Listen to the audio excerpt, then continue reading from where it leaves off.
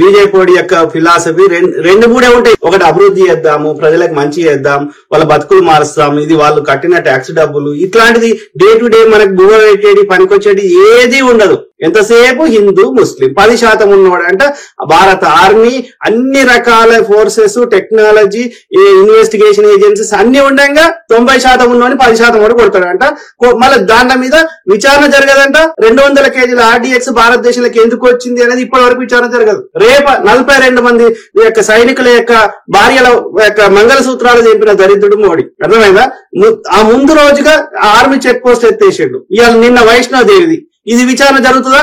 జరగదు. కానీ వాట్సాప్ లో మాత్రం చెత్తగా నింపుతారు. పొద్దుగాలు వేస్తే హిందూ ముస్లిం ఇంతనే. ఆ 10% ఉన్న ముస్లిం చూపెట్టి 90% ఉన్న హిందువుల యొక్క ఓట్లు కావాలి, హిందువుల యొక్క ట్యాక్స్ డబ్బులు కావాలి. ఇంతే. వానికి బ్రాహ్మణానికి తెలిసింది ఇది ఒక్కటే. ఓకే, హిందూ ముస్లిం. ఈ తర్వాత ప్రతిపక్షాలు ఉండకూడదు. ప్రతిపక్షాలు లేకపోతే నేను ఎంత దోసుకున్నా, ఎన్ని అన్యాయాలు చేసినా, ఎంత వివక్ష చేసినా నాకే ఓటేస్తారు. కాబట్టి ఏం చేయాలి? ప్రతిపక్షాలని మీద బురద అల్లాలి. అది ఏ పార్టీ ఓడమే సరే. ఓకే, ఇక అట్లా కూడా వినకపోతే నిజాయితీగా జర్నలిజం చేసేటోళ్ళు, నిజాయితీగా చెప్పేటోళ్ళు ఉంటే ఏదైనా వీడియో వాళ్ళ యొక్క లోపాలు ఎత్తి చూపే వీడియో పాపులర్ అవుతుంటే ట్రోల్స్ చేయాలి. అడ్డమైన బూతులు తిట్టాలి. బీజేపీ పెయిడ్ ఐటీ సెల్ కి మన దగ్గర కట్టిన ట్యాక్స్ డబ్బులు దోసుకొని ఏం చేస్తాడు? ఎలక్టోరల్ బాండ్స్ తీసుకొని ఏం చేస్తాడు? ప్రతిపక్ష పార్టీలు కానీ నిజం చెప్పే వాళ్ళ మీద ట్రోల్స్ చేయాలి. ఇంకా స్త్రీ అని చూడకుండా, మీకు పెళ్ళైందా, మనవలు ఉన్నారా, మనవరాలు లేరా, అది నీ చెల్లెనోడని అంటే నువ్వు భరిస్తావా అనే ఇంగిత జ్ఞానం లేకుండా వాళ్ళ మీద ఎన్ని బూతులు అయితే అన్ని బూతులు ట్రోల్ చేయాలి, కామెంట్లు పెట్టాలి. లేదు అంటే వాట్సాప్లలో చెత్త నింపాలి. మేము ఇన్ని అడుగుతున్నాం. నీట్ ఎగ్జామ్ స్కామ్ అయిందిరా, ఈ యొక్క దాన్ని విచారణ చేయరా, దోషులు శిక్షించరా, అది క్యాన్సిల్ చేసి మళ్ళీ పెట్టరా అంటే సపోర్ట్ లేదు. 30 లక్షల స్టాక్ మార్కెట్ స్కామ్ అయిందిరా అంటే విచారణ జరగదు, దోషులకు శిక్షలు పడాయి. 272కి మనం ప్రభుత్వాన్ని ఏర్పాటు చేస్తాం. నీకు అంతకు కూడా రాలేదు అంటే ప్రజలు నిన్ను తిరస్కరించినట్టే. నీకు ప్రభుత్వాన్ని ఏర్పాటు చేయాల్సిన సంఖ్య నీకు బలం ఇయ్యలేదు అంటే అర్థమైంది. 400 వస్తాయన్న ప్రచారం చేసుకున్న నీకు, నేను అమ్మ గుట్టలేదు, ఆకాశం నుంచి దిగి వచ్చిన అన్న నీకు 272 వస్తే గవర్నమెంట్ ఫామ్ చేస్తావు. అంతకంటే తక్కువ వచ్చినాయి, అది కూడా మోసం చేసినావు. ఆ యొక్క ఎన్నికల కమిషన్ అధికారులను మార్చినావు. ఆ యొక్క పోలైన ఓట్ల కంటే వచ్చిన ఓట్ల సంఖ్య ఎక్కువ ఉన్నది. అంటే పీపుల్ రిజెక్టెడ్. నువ్వు పరిపాలన బాగలేదని నిన్ను ఎత్తి మీద కొట్టి చెప్పారు. అర్థమైందా?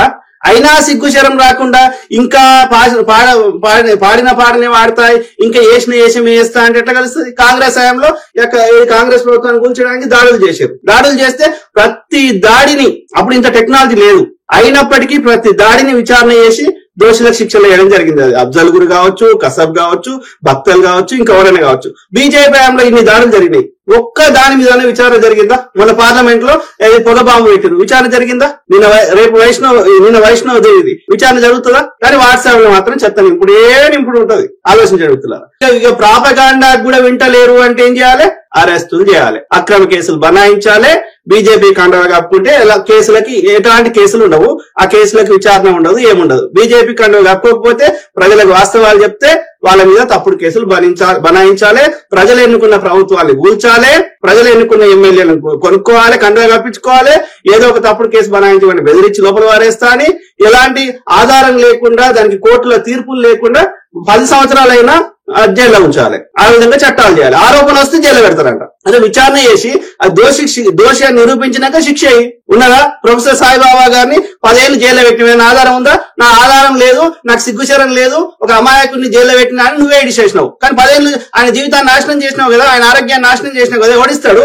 ఇలా కేజ్రీవాల్ ఆరోగ్యాన్ని నాశనం చేస్తున్నావు కదా, దమ్ముంటే ఆధారం ప్రజల ముందు పెట్టు. ఎవడో చెప్పినట్టు ఎవడైనా ఎవరి మీదైనా ఏమైనా ఆరోపణ చేయొచ్చు. So you abuse the power. Okay, నీ అధికారాన్ని దుర్వినియోగం చేస్తావు. అర్థమైందా మిత్రులారా?